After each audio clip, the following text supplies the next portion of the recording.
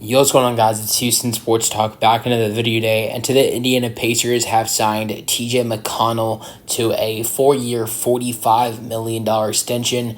To be honest, I actually thought TJ McConnell would actually end up, going into free agency this next offseason.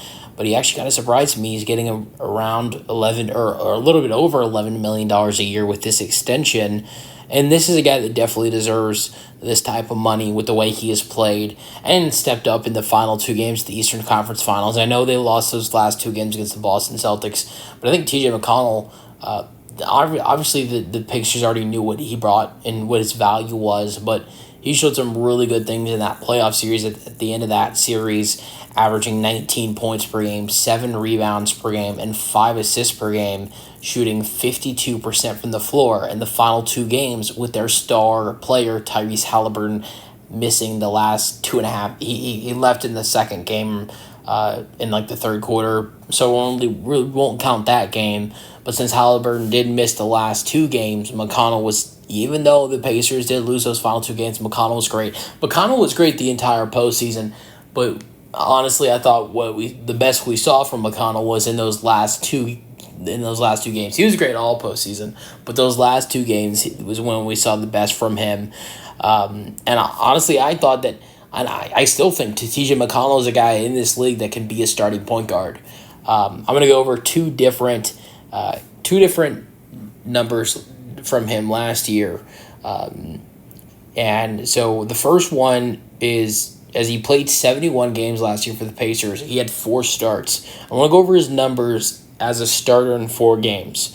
So as he started in 4 games, in those 4 games where he was a starter, 23 minutes per game, he shot 49% from the floor, 50% from 3, 11 points per game, 7 assists per game, 2 steals per game, and 3 rebounds per game. I don't think there's a lot of teams. I don't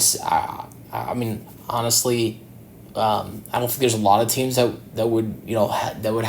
don't have a better option as a starting point guard right now. But I think you could probably, maybe say there are probably around 3 to 5 teams potentially that could use TJ McConnell as a starting point guard, because he's not one of those guys that comes off the bench as the backup point guard and he can be a starter on multiple teams. There are a couple guys in the league that are like that. But TJ McConnell is a guy that there are a couple teams where you could see him become a starting point guard for that certain team. It's the 4 games as a starter, averaged 11-7, shot 50% from almost 50% from the floor, 50% from 3, averaged 2 steals per game, averaged 3 rebounds per game.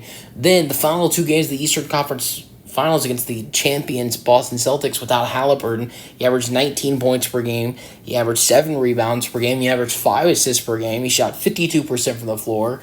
So, look, if I want to know people's opinion on this. Do you think? I think there are a couple teams out there that you could probably throw out that he could be a starting point guard for. I think the Nets is a little bit debatable. They got Dennis Schroeder their starting point guard.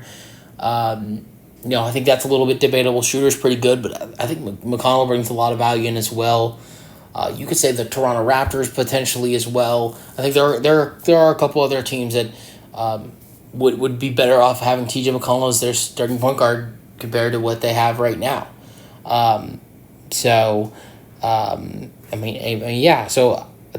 one of the reasons why I thought TJ McConnell would test out free agency next year potentially. But I think the Pacers gave him some good money for him to want to stay in Indianapolis and continue to be the point guard off the bench. He played 71 games last year with 4 starts for Indiana, 18 minutes per game, shot 56% from the floor, shot 41% from 3.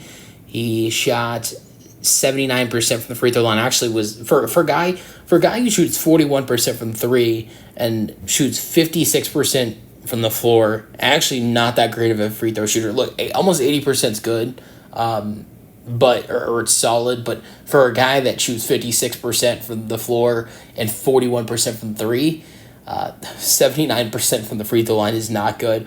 But he still averaged 10 points per game, almost 6 assists per game, 3 rebounds per game, and 1 steal per game, and finished 7th place in 6th Man of the Year award.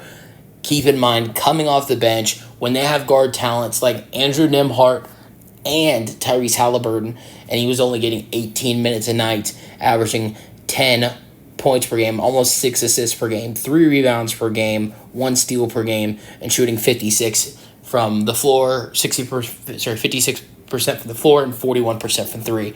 So let me know your thoughts on TJ McConnell getting a 4-year, $45 million extension in the comment section. That's the video. Hope you guys enjoyed, and peace out.